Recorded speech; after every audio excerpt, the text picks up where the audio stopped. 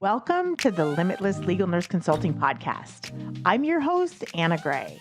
The best thing about being a nurse and entrepreneur over the last 25 years are the relationships I've developed and the people I've met. As a legal nurse consultant, I wanted you to hear from those amazing people in the legal and healthcare communities. I wanted you to hear who they are and to celebrate them with me.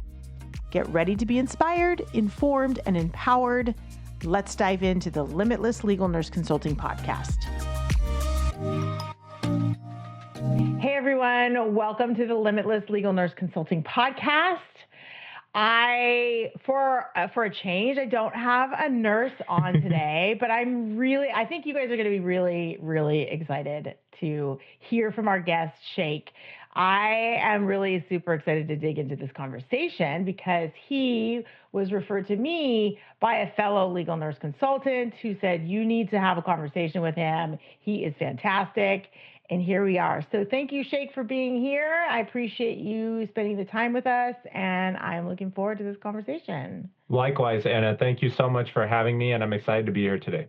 Awesome. Okay, so I start this conversation off in every podcast episode. Where in the world, I'm guessing based on the background here, that you are coming from the coast. Can you tell us where you're coming from? Absolutely. So I was born and raised in the Miami metropolitan area. And so the city that I live in specifically is Boca Raton, which is 45 minutes north of Miami. And it's also equidistant between West Palm and Fort Lauderdale. So sunny South Florida.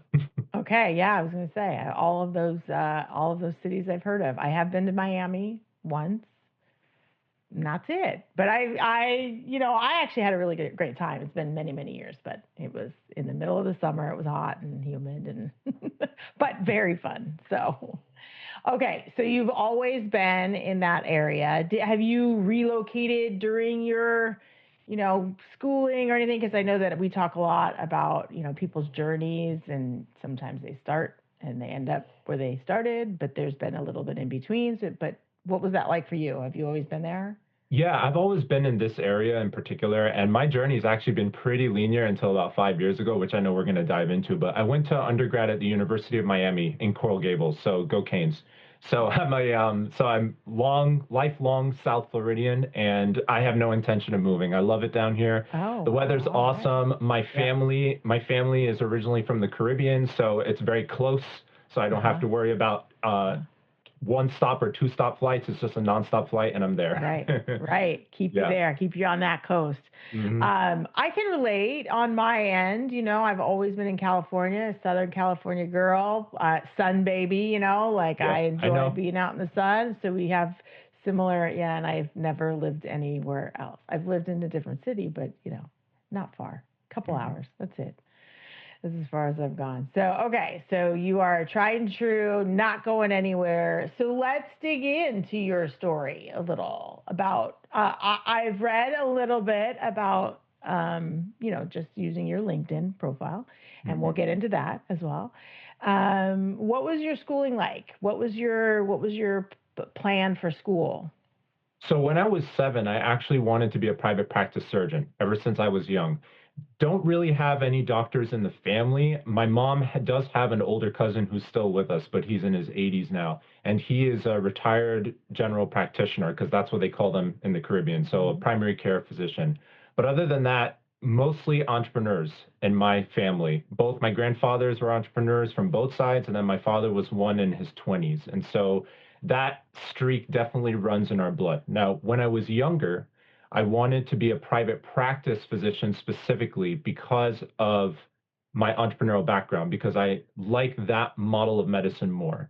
And so I went through undergrad at University of Miami, went to medical school at Nova Southeastern University, which is in the Fort Lauderdale, Florida region. And between third and fourth year, that's when COVID happened. And that really changed the landscape in terms of medicine. I'm pretty sure many of your colleagues have also told you the same thing as well, but I can talk from the medical standpoint. A lot of the private equity and big hospital groups are buying out all of the private practices.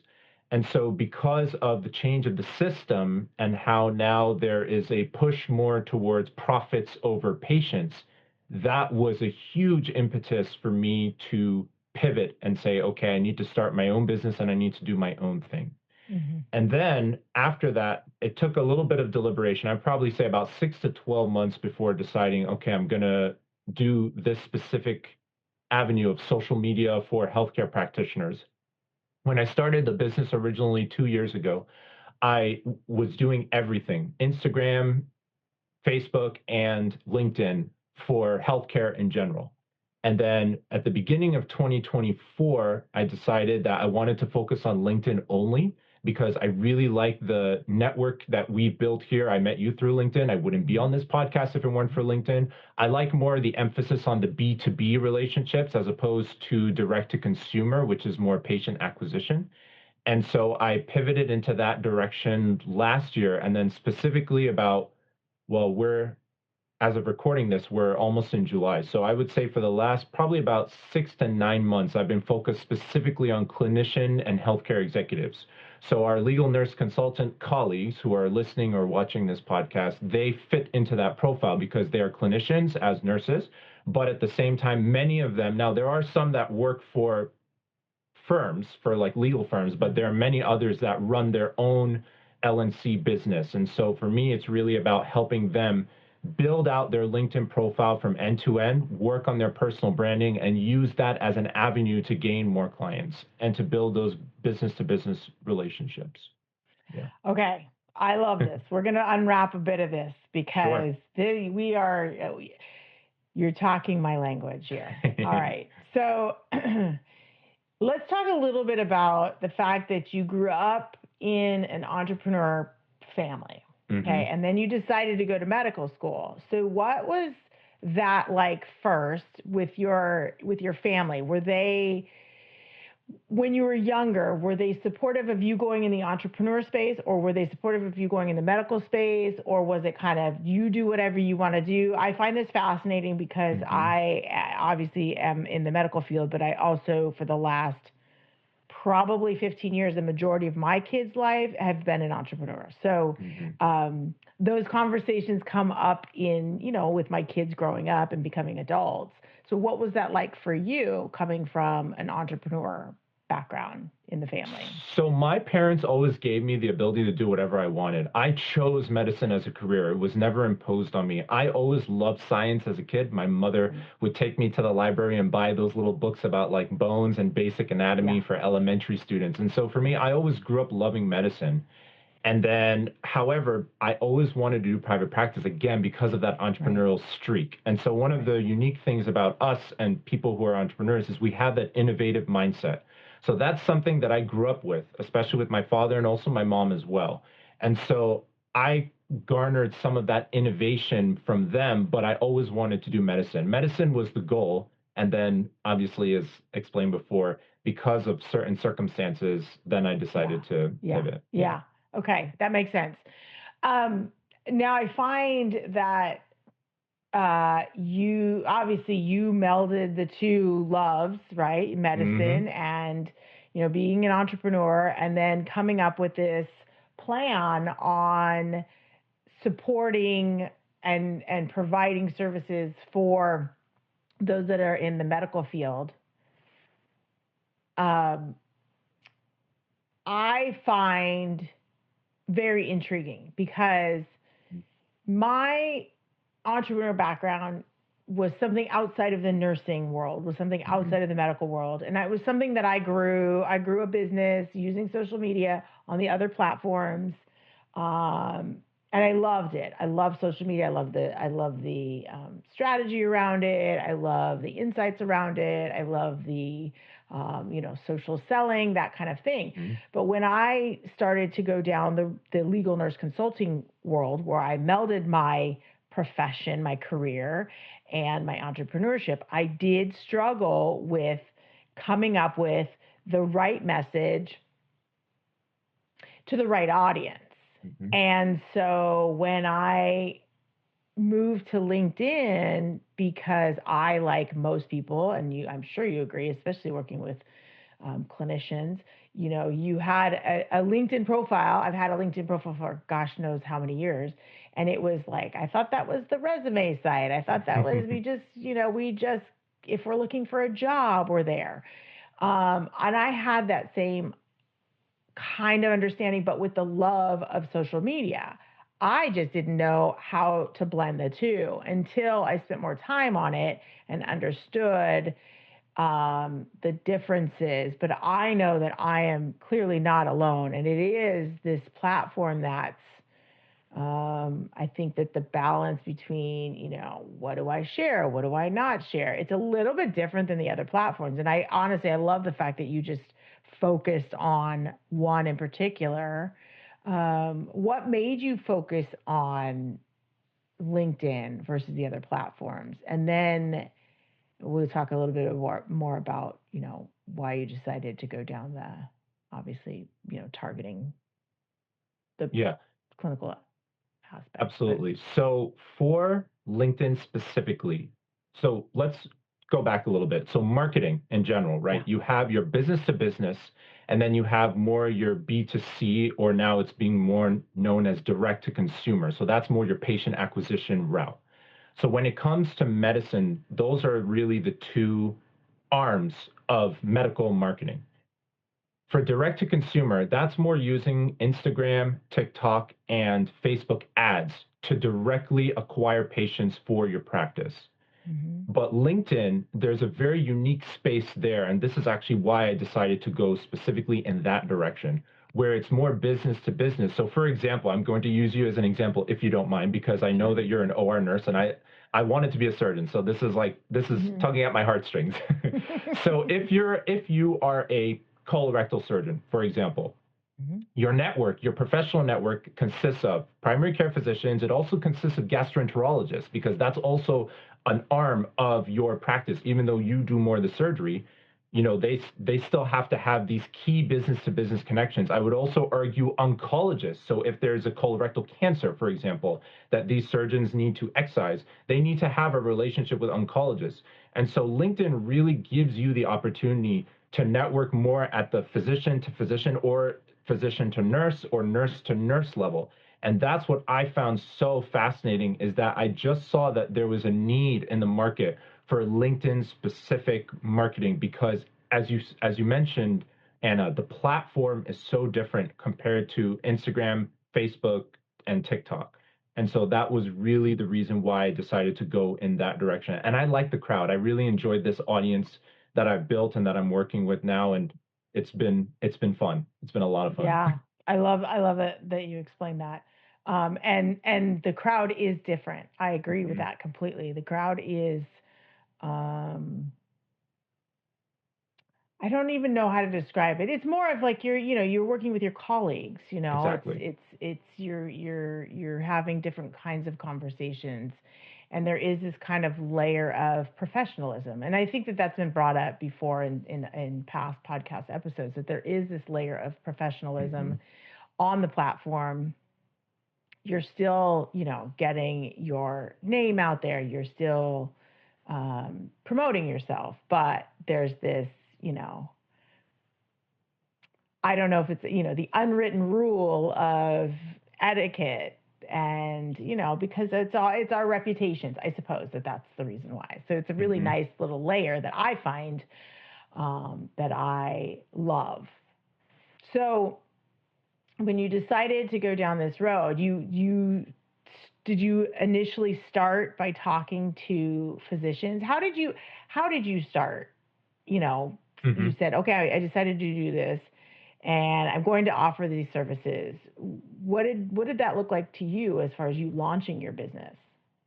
Right. So when I pivoted to LinkedIn, the decision factor there was actually through discovery calls. And this is a good lesson for any entrepreneur. If you have an idea and you need to validate, first of all, you need to validate that idea. So how do you do that? You hop onto discovery calls. And in my case, I hopped onto discovery calls with two clinician executives specifically. And I'm still very good friends with them, and they've become an integral part of my professional network. And I've introduced people to them from my network as well. And so when I got onto the call with these two particular clinician executives, I spoke to them and I told them that listen, I come from the content creation world and also helping with outreach and lead generation and also doing profile. We could talk about my offerings in a moment. And this is my idea. What do you guys think about it? And then they were the ones that said, Sheikh, this is a really good idea. And one of the two used the term specifically clinician executive. He is the one that used. So that term is not my term. That's not a term that was made up by me. That is a term that he used because he said, listen, Sheikh, if you want to work with the LinkedIn crowd specifically, you need to find an audience that's not just your regular doctor down the street. You need to find an audience that are both physicians, but they're also C-suite. So they could be a founder, they could be a CEO, they could also be a chief medical officer for a big hospital, or they could just be running their own business. And so he said that you need to find a crowd like that, which has the science, the art of healing and the science side, but you also have the innovative entrepreneurship side. And the blend of those two is why I enjoy working with people like you, for example, so much, because I do have 3 legal nurse consultant clients that I work with right now. I'm currently working with them to build out their LinkedIn. And then also Dr. Stephen Cohen, who's a good friend of ours. He was the one that even told me what a legal nurse consultant was, because I didn't even know that existed until like 6 months ago. And he's a big proponent of legal nurse consultants. I had him on my podcast a while back, and he is just such a it was such a treat to have him, such a big advocate for legal nurse consultants. He goes to the conferences.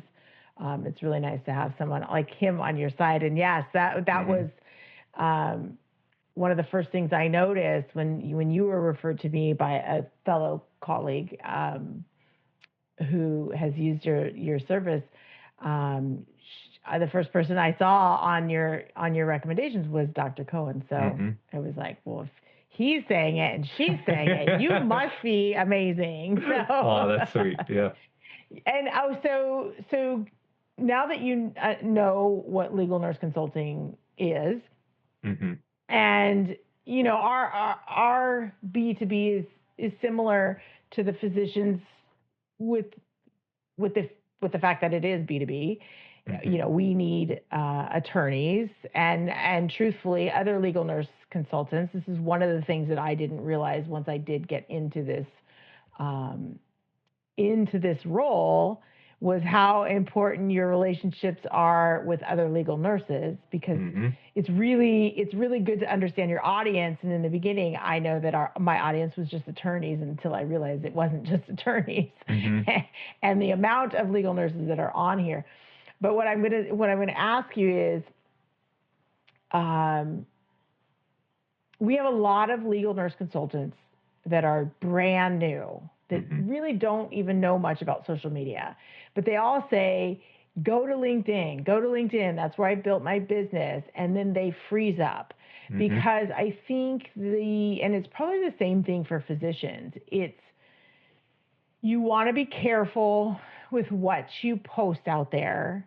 So you overthink what you need to post, and then you just don't post. So for someone that's just starting out in the legal nurse consulting world that wants to be on LinkedIn, what would you say is the first thing to think of? What would you, like, your first 5 minutes talking to a legal nurse consultant, what would you tell them? Before I even start working with anybody or deciding if they're a good client, the first question I always ask is, what are their goals for LinkedIn? Because depending on what their goals are, that's going to allow me to decide or to work with them on a targeted, deliberate strategy in terms of how we could potentially work together and grow their business. So are they targeting the attorneys, or are they targeting the legal nurse consultants, or are they doing a little bit of both? So that's my first question to them is, what are your goals? Because if they tell me like, oh, I need more patients or something, now I know that this is not common in the legal nurse consulting world, but for physicians I speak to, sometimes they tell me, I want more patients. I'm sorry, I can't help you because that's not what I do. But I do have two colleagues in particular, one of them especially, who I call him my LinkedIn OG pal, because he's been my LinkedIn buddy forever. And he does patient acquisition. So anytime it's something regarding that, I refer to him. And then on his end, if there's somebody who wants to build more the connection between the people in healthcare, then he refers to me.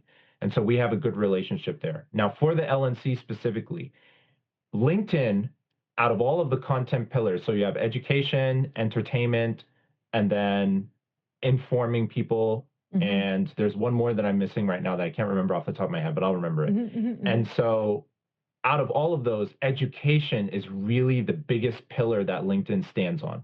And so if you think about yourself as an educator, as an LNC, so you're a legal nurse consultant, you have your business, you're trying to grow on LinkedIn.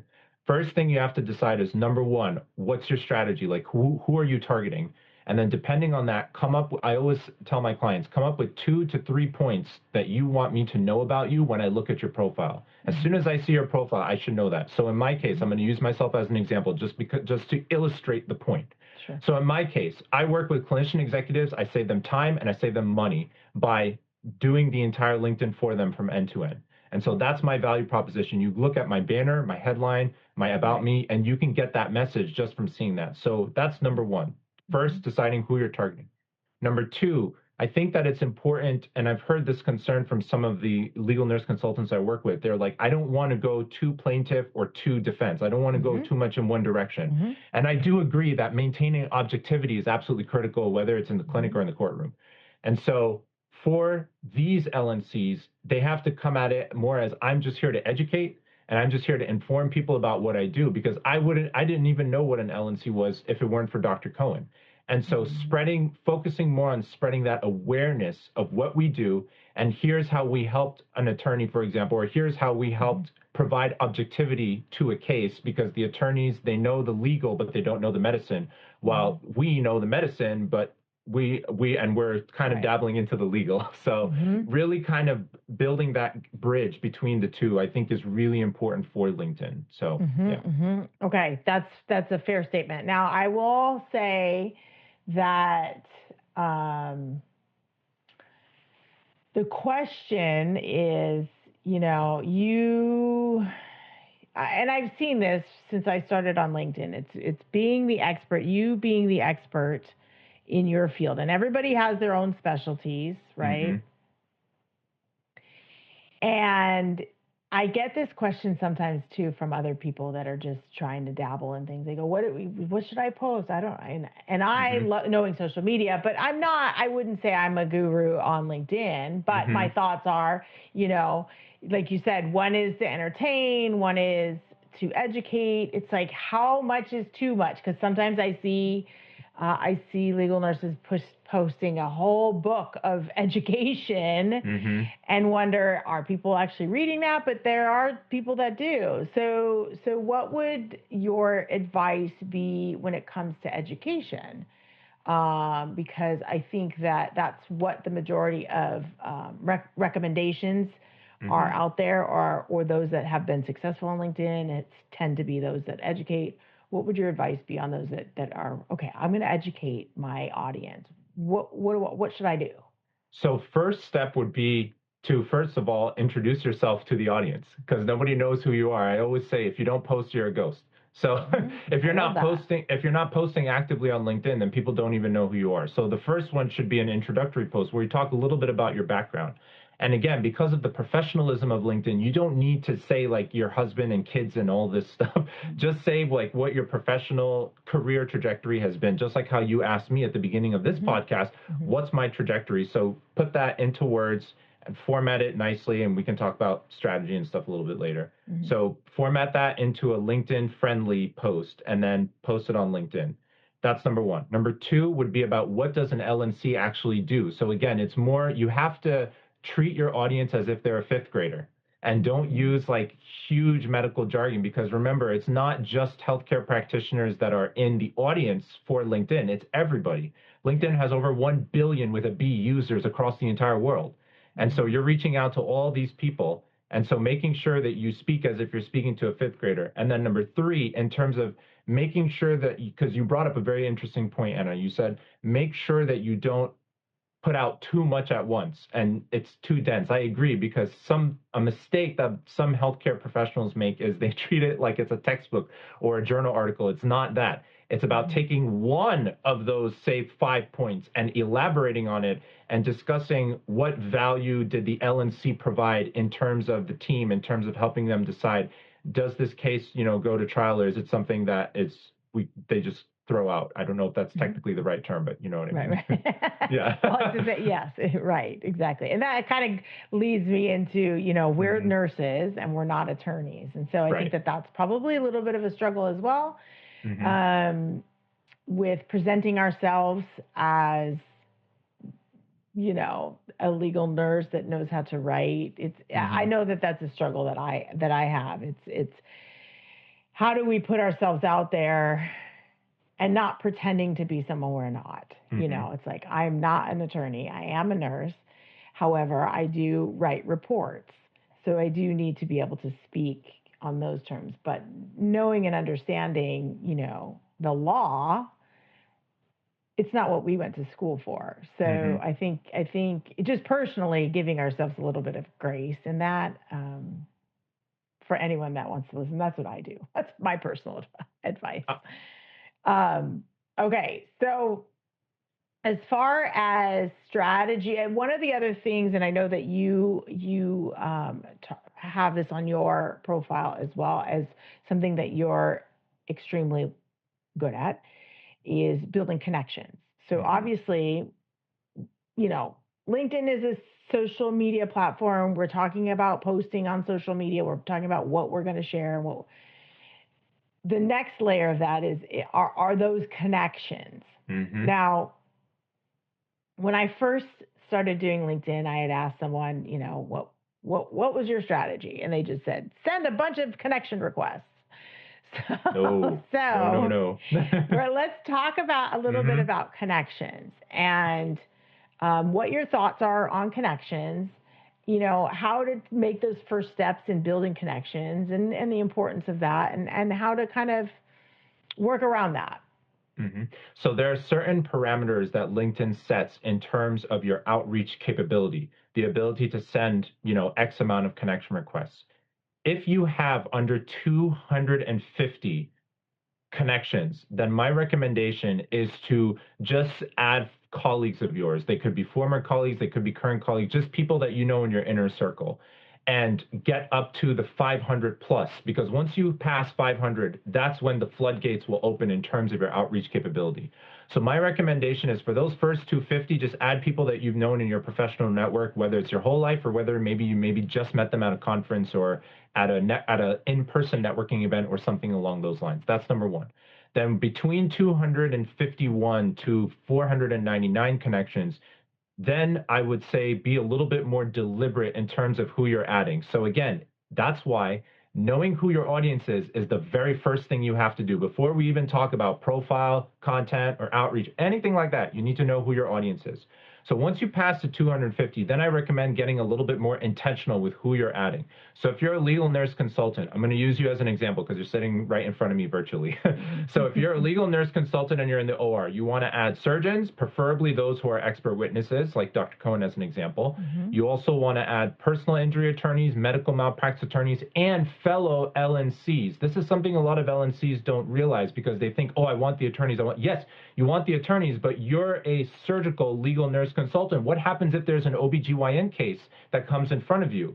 I guess you can take it, but it's better if you refer it to somebody who is an OB legal nurse consultant. So adding people in those spheres and being more intentional with who you add on LinkedIn or who you accept as a connection request is critical once you pass the 250 mark.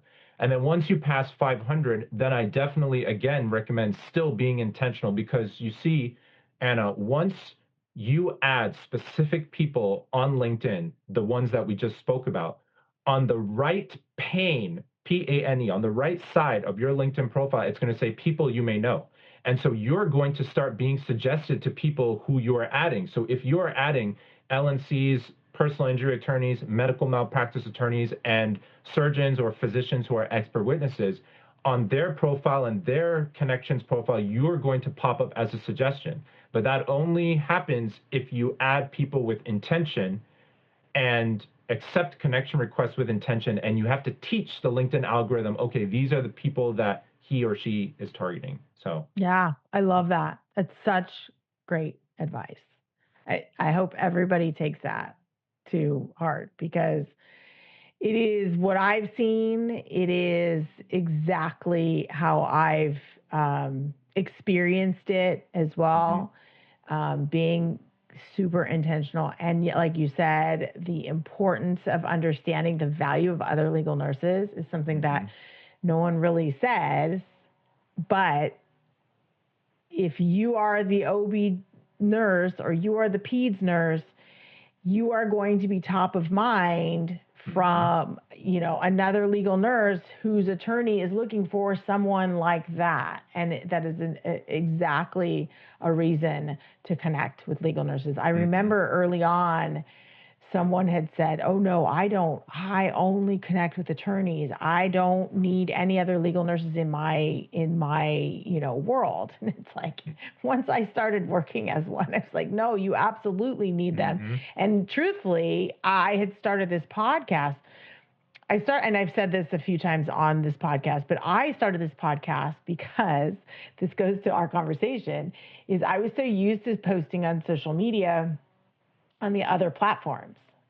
Totally different business.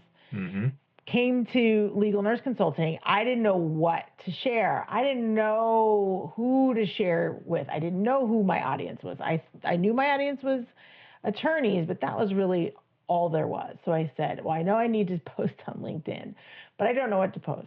I do know that if I had a podcast, because I had a podcast before, and I just talked to other legal nurses just to hear their story, then that would be content for me to share on LinkedIn. It's safe. And then it turned into something that I never even expected, where the relationships that I built because of this podcast has only benefited everybody's business, and myself and my guests always. And it was like, oh, wow, I didn't even think about that part. It literally started with, what am I going to post on LinkedIn? Oh, I can just post my podcast episodes. And then it became something more. But my point is that your fellow legal nurses, I think, are just as important, if not more important, than the attorneys out there, because one case could lead to another case, just like the referrals. We always talk about, attorneys referring our name out to other attorneys. It's the same thing with legal nurses. I think it's just as valuable. One legal nurse is going to say, "Oh, I know that OR nurse, you should use her," the same way an attorney would. So it's just as valuable to build those connections. So I'm really, and your advice on, the number of connections when you first start, you may have nothing, and there's a certain strategy around that. And then as you grow, but I've experienced exactly that, the people that and that's a good point, is that we see who LinkedIn is recommending to us. We don't really think about LinkedIn recommending us to others. Exactly. Not part of the equation, but it is part of the equation. And if you're accepting requests from people that aren't even close to your, niche, just because you want to build your numbers, it's only going to work against you, I suppose, right? Yeah, it's a very good point. I appreciate you sharing that. Okay, so can you share with us what services you offer for not only the legal nurse consultant community, but for physicians? Because I do know that we have a lot of connections with physicians, and I do know that there are physician listeners to this podcast. So what services do you provide? So first of all, my target audience is clinician executives. So it could be a physician, a nurse practitioner, a PA, and also a C-suite executive. So founder, CEO, chief medical officer. But I've also branched out into healthcare executives as well. So for example, the CEO of a medical billing company that works with private practice physicians, because they're one degree of separation away from them. So anybody who fits into those profiles or boxes would be a great person for me to work with. In terms of the services that I provide, the initial call is more about strategy, just like I mentioned, because having that strategy dialed in first is absolutely critical. There are three main pillars in terms of what I offer. Number one is profile. Number two is content. And number three is outreach. So let me break that down into more detail. So the profile is optimizing the profile so that every single part of it speaks to your target audience. And so for me, my services are all done for you. So I do it for the legal nurse consultant, the physician executive, or any other clinician executive, healthcare executive. They tell me, they're like, Sheikh, these are the people I want to target. This is what I want. And then I basically come up with an entire Google document for them.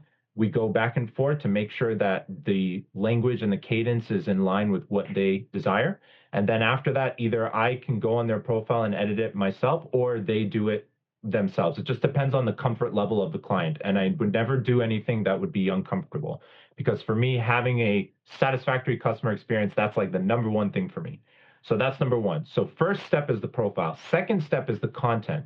So that's coming up with content ideas. And then also it depends on the needs of the client. Some clients want me to write the content for them, which I'm very happy to, because I love writing. And that was actually one of the reasons why I decided to go into LinkedIn specifically, because LinkedIn and X, formerly known as Twitter, are the two social media platforms that are most conducive to writing, as opposed to Instagram, TikTok, and Facebook, which are a little bit more video and a bunch of photos and so on. So I can either write the content for them, or they can write the content and then they'll ask me my feedback. So I've had some clients that I work with right now. They will write it and then they'll be like, Sheikh, is this like LinkedIn friendly, or how should I go through it? So I will edit the content for them in a case like that. And so I post for them. I do engagement on their behalf, which is a huge thing. We can talk a little bit about that, about commenting and why it's so important, and doing the engagement there. And then number three is the outreach. So that is essentially lead generation, but it's lead generation with intent. So in that case, I come up with a specific outreach sequence that's specifically tailored to the client. So it's not just some cookie cutter, template that I sell for $100 online. It's nothing like that. Everything is very white glove and very customized for them. And then what we do is after they approve it, then I can either do the outreach on their behalf, or they can do it again. It just depends on the comfort level of the client. Now that outreach is very specific, like how we were talking about intentionality.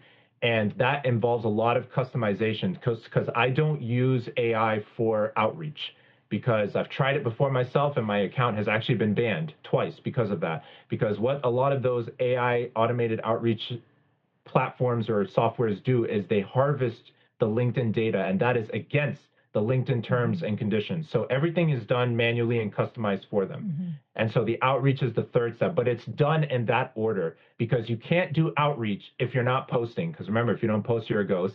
And you can't do outreach if your profile is not optimized and speaking to your target audience. So it's profile first, then content, then outreach, in that order. And then, of course, consulting on the side. If they have any questions or concerns, they text me, send me a LinkedIn message, and we go back and forth. Yeah, and you can tell just how white glove your services are based on the recommendations on your profile. It's very, you just go to his profile and you can tell just the kind of service that you offer. And it's very impressive to see that. I see lots of, people that are good at LinkedIn and are amazing. And I've hired them myself, and their recommendations are great, but it's more of a global, less customized, especially in our field. It's very generalized. So that's why I was very intrigued as well, because you've really taken this market and targeted it very specifically. And I am a big fan of that. So, and then looking at your recommendations and seeing what people have said about your services, clearly you know what you're talking about, and the way that you go about it makes people comfortable.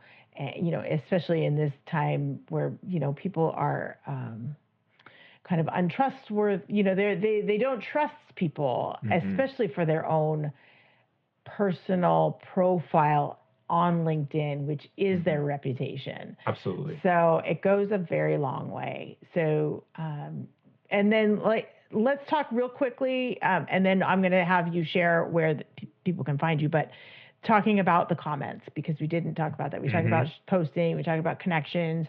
What can you say, a bit of advice about comments? Okay. So first of all, LinkedIn is the only social media platform where second-degree connections can see your comments in their feed. Facebook in the old days, like I'm talking maybe 10 or 15 years ago, they used to have the ticker on the right side. I don't know if you remember those days. Yep, I do. But they don't have that anymore. So LinkedIn is really unique in that way because, for example, just in case people are listening and they don't understand what I'm saying. So, for example, if Anna and I are first degree connections on LinkedIn, if Anna posts something and I comment on her post, my network that is not connected to Anna will be able to see in their feed that Sheikh Ali commented on Anna's post and basically what I said. So that's number one. So that really expands the reach in terms of how many people you can reach out to, how many professionals you can reach out to. That's number one. Mm-hmm. Number two, when you comment, I always advise my clients, and I even advise myself and my clients, pretend it's a conversation. Don't pretend the person is in front of you and you're having a conversation. Don't just say, oh, good job. Tag the person. First of all, use the @ sign and tag them so that they get notified, number one. And number two, make it a dialogue, make it a conversation. Ask them a question. That's what I do sometimes. So for example, one of our mutual connections is at a conference right now. So on her post tomorrow, when she posts a reflection, I'm going to be like, so-and-so, what was your favorite event for today? Something like that, to open up the dialogue and open up the discussion, because the more people that comment on your LinkedIn post, the more traction it's going to get and the more LinkedIn is going to push it out through the algorithm. So yeah, commenting I is love that. I love that. Weapon. I'm going to add one thing to that as well. Mm-hmm. Because most people will only give the 1, 2, 3 words, good job, great job.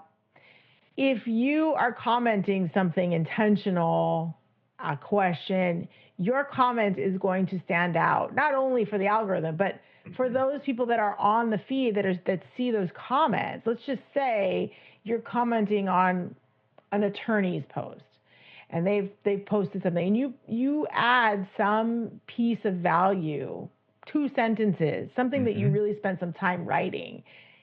Other attorneys on that post will see that you took that time and read because you're gonna stand out. Mm-hmm. I think it's very easy to stand out on LinkedIn, and I don't think people realize that. So I'm sure you will agree with me on that one for sure, because people don't necessarily know how to use the platform is what I see. There are taking that. So. Yeah, no, go ahead. Sorry, I didn't mean to interrupt you, but there are over 1 billion users on LinkedIn, and 1 to 3% of the entire LinkedIn sphere post once a week. Mm-hmm. That's it. Mm-hmm. So there's a lot of opportunity, and that's why I've dedicated my business to doing this and helping people like you out. Yeah, I totally get it. So more power. Sky's the limit. Yeah. Sky's the limit. Yeah, I love that. Okay, so I can talk about this stuff all day long. I can totally geek out, as we would say, on this, but we won't. So can you tell everyone where you can be found, obviously? So the best place to reach me is LinkedIn, go figure. Yeah, so right. Sheikh C, my middle initial C, Ali. My inbox is always open. You can also email me, scmedicalmedia@gmail.com. And those are really the best 2 ways to And then I'm also on Instagram, Sheikh Ali _007 is my handle. And I'm there too, but LinkedIn is really the best way to contact me. Okay, great. And make sure that you say Anna sent you from this podcast. I'm sure you will. I'm sure you will get a handful of messages in your inbox just from this podcast episode. Typically, my guests get messages following the episode, because what the legal nurse consulting world is really good at is building connections and letting people know just how valuable their episode was or their takeaways were. I swear every single episode I get messages from my guests saying that my inbox was full from listeners. So I know that in your case, this is a hot topic. And so I'm sure that you will have plenty of messages in your inbox. So I appreciate you sharing that, sharing everything, all your advice, your story, and all of your information will be in the show notes of this, so people can easily click on it and find you as well. So that's it. I really appreciate you spending your time here, and I look forward to seeing you over on LinkedIn and seeing more of my colleagues spending time with you over there as well. So Absolutely. Thank you again, Anna. And if you're ever in Miami, just let me know and we'll do an in-person meeting. I know. I will definitely, for sure. All right. Thank you for joining us in this fun conversation on the Limitless Legal Nurse Consulting podcast. I hope you found this episode as inspiring and empowering as I always do. And I hope that you share this episode with your friends. If you enjoyed it, I would love it if you could leave us a review or comment, as I would love to share them in the future episodes. Or hop on over into my DMs and send me a quick message. I can be found on Instagram at anna.b.gray, on my website at limitlesslnc.com, and over on LinkedIn at anna.gray. And I want you to remember, you are limitless. Until next time.